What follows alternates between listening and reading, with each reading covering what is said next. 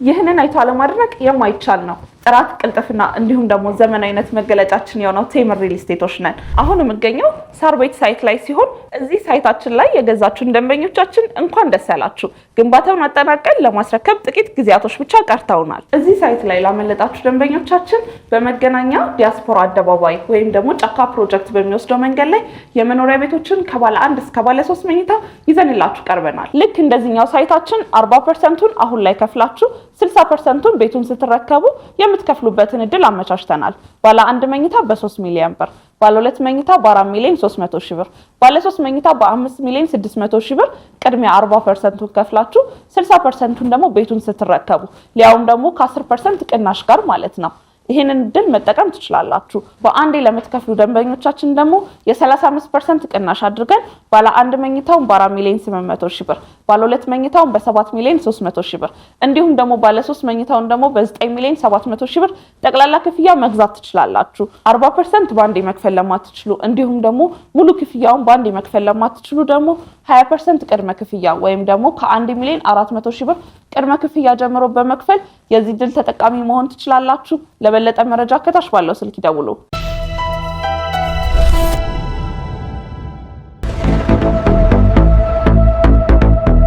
ጤና ይስጥልኝ ተመልካቾቻችን፣ እንደምን ውላችሁ አምሽታችኋል? የኢራንን መንግስት የሚቃወሙ ሰልፎች በተለያዩ ከተሞች መካሄዳቸው ተነገረ። የአሜሪካ ዶላር ታሪካዊ የ2 ሚሊዮን የኢራን ገንዘብ ምንዛሪ ክብረ ወሰን ሰብሯል።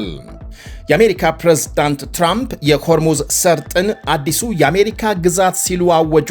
ከፍተኛ ተቃውሞ ገጥሟቸዋል።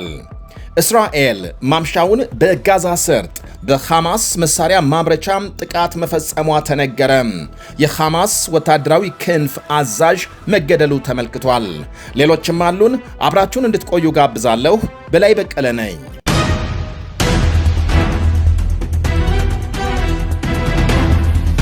የአሜሪካ ፕሬዝዳንት ትራምፕ የሆርሙዝ ሰርጥን አዲሱ የአሜሪካ ግዛት ሲሉ አወጁ። የአሜሪካው መሪ ትራምፕ በራሳቸው የትሩዝ ማህበራዊ ገጻቸው ላይ ባጋሩት ምስል የሆርሙዝ ሰርጥ አዲሱ የአሜሪካ ግዛት መሆኑን ገልጸዋል። ምንም አይነት መግለጫ ያልተጻፈበት ይሄ የትራምፕ ምስል አሜሪካም በኢራን ላይ በታሪክ ጠንካራ የተባለውን ማዕቀብ እንደምትጥል ካስታወቀች በኋላም የተለጠፈ ነው። ማዕቀቡ በኢራን ያለውን ኢኮኖሚያዊ ጫና በማጠናከር በውሃ መስመሩ ላይ የተፈጠረውን አለመግባባትና ፍጥጫም በኃይል ለመቋጨት ታስቦ መሆኑ ተገልጧል። ፕሬዝዳንት ትራምፕ የሆርሙዝ ወሽመጥን በቅርቡ የአሜሪካ ግዛት እንደሚያደርጉ ቃል ከገቡ ከቀናት በኋላ ይህንን ምስል በትሩዝ ሶሻል ገጻቸው ላይ ሲያጋሩ የዛሬው የመጀመሪያ አይደለም። የኢራን ውጭ ጉዳይ ሚኒስቴር የትራምፕን ንግግር ቅዠት ሲል ከገለጸ በኋላ የሆርሙዝ መተላለፊያ ምንጊዜም የኢራንና የኢራን ብቻ ሆኖ የሚቀጥል ነው ሲል ውድቅ አድርጓል። ሚኒስቴሩ የአሜሪካንን አዲስ ማዕቀብ በሁሉም ሀገራት ላይ የታወጀ ጦርነት ነው ብሎታል። ኢራን በአሜሪካ የሚመራውን የኢኮኖሚ ማዕቀብ በሚደግፉና በሚተባበሩ የጎረቤት ሀገራት ላይ የኃይል እርምጃ እንደምትወስድ ዛሬም በድጋሚ አስጠንቅቃለች። የሕግ ባለሙያዎች ትራምፕ ዓለም አቀፍ የውሃ መስመርን ግዛት ለማድረግ ማሰባቸው እንዲሁም ደግሞ 20 በመቶ ታሪፍ ለመጣል ማቀዳቸው ከዓለም አቀፍ ሕግጋት ውጪ የሆነና የማይሞከር ተግባር ነው ሲሉ ተችተዋል።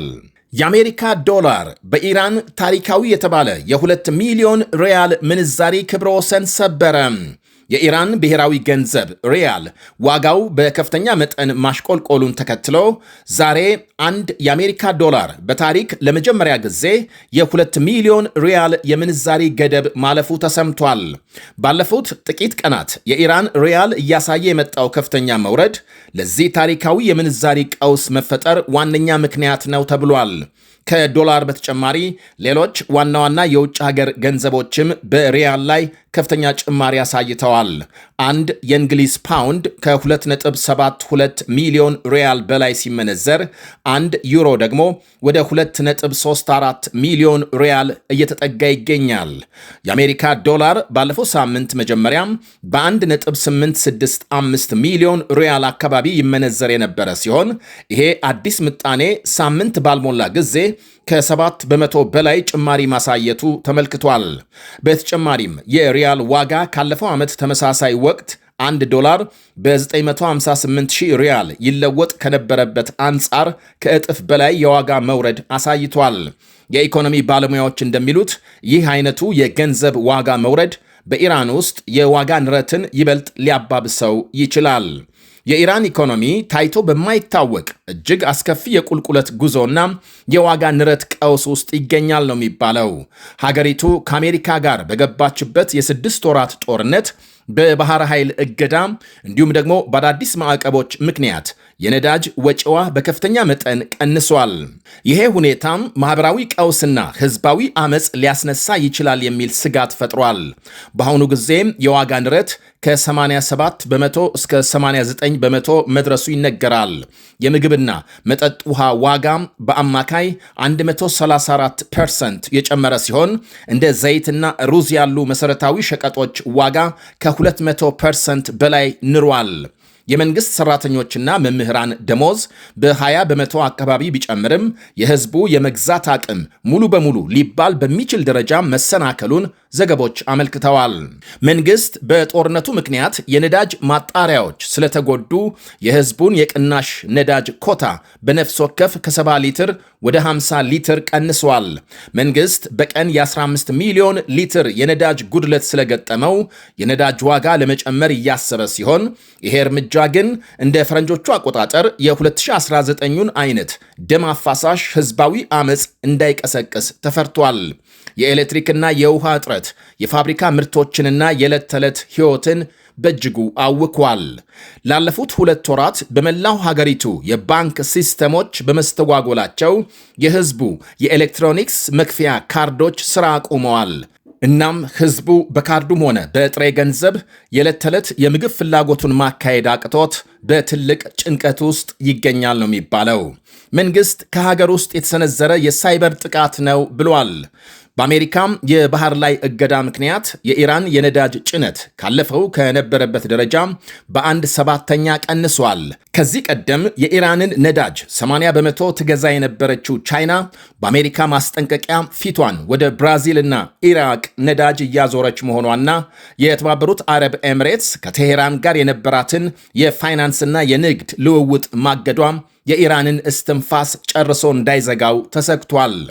የፕሬዝዳንት ማሱድ ፒዜክሺያን መንግስት የኢኮኖሚ ውድቀቱን ለመታደግ ከአሜሪካ ጋር ስምምነት ለማደስና ጦርነቱን ለማቆም ቢፈልግም በሀገሪቱ የሃይማኖት መሪዎችና አክራሪ ፖለቲከኞች እምቢተኝነት ቀውሱ ተባብሶ ቀጥሏል ይላሉ በርካታ ተንታኞች። ይህ በእንዲህ እንዳለ በውጭ የሚኖሩ ኢራናውያን የሀገራቸውን መንግስት በመቃወምና ለወገኖቻቸው ያላቸውን ድጋፍ ለመግለጽ በተለያዩ የዓለም ከተሞች መጠነ ሰፊ የተቃውሞ ሰልፎች እያካሄዱ መሆኑ ተሰምቷል። ከኢራን ኢንተርናሽናል የደረሱ ተንቀሳቃሽ ምስሎች እንደሚያሳዩት በስደት የሚኖሩ የኢራን ማህበረሰብ አባላት ቅዳሜና እሁድ በጉተንበርግ ስዊድንና በሃምቡርግ ጀርመን አደባባይ በመውጣት ድምፃቸውን አሰምተዋል። በተመሳሳይ በሳን ሆዜ ካሊፎርኒያ የሚገኙ ኢራናውያን የመኪና ሰልፍ በማደራጀት ለኢራን መንግስት ያላቸውን ጠንካራ ተቃውሞ ገልጸዋል። ሰልፈኞቹ የኢራን መንግስት በሀገር ውስጥ የሚፈጽማቸውን ሰብአዊ መብት ጥሰቶችን የተቃወሙ ሲሆን ለኢራን ሕዝብ ያላቸውን አብሮነትና ድጋፍ ገልጸዋል። የእስራኤል ጦር በጋዛ የሚገኘውን የሐማስ የጦር መሳሪያ ማምረቻ መምታቱን አስታወቀ። የእስራኤል ጦር በጋዛ የሐማስን የጦር መሳሪያ ማምረቻ ኢላማ ያደረገ ጥቃት መፈጸሙን ማምሻውን ገልጿል። በማዕከላዊ ጋዛ በሚገኝ የስደተኞች መጠለያ ካምፕ አቅራቢያ ባለ መጋዘን ላይ በእስራኤል በተሰነዘረው ጥቃት ቢያንስ 1 ሰው መገደሉና ሌሎች በርካታ መቁሰላቸው ተነግሯል። የእስራኤል ጦር ባወጣው መግለጫ የጦር መሳሪያ ማምረቻው የተቋቋመው በዓለም አቀፍ ድርጅት በሚተዳደር የእርዳታ ማከፋፈያ ጣቢያ አቅራቢያ መሆኑን አስታውቋል። ጦሩ የሐማስ ወታደራዊ ክንፍ አዛዥ መገደሉንም ይፋ አድርጓል። ኢስማኤል አቡ ፉል የተባለው ይኸው አዛዥ ፈንጂዎችንና ጸረ ታንክ ሮኬቶችን ያመርት የነበረ ክፍል መሪ ነው ብሏል። የእስራኤል ጦር ነዋሪዎች አካባቢውን ለቀው እንዲወጡ ካዘዘ በኋላም የተፈጸመው ይኸው ጥቃት ዛሬ በጋዛ ከተሰነዘሩት በርካታ ጥቃቶች አንዱ መሆኑ ተመልክቷል።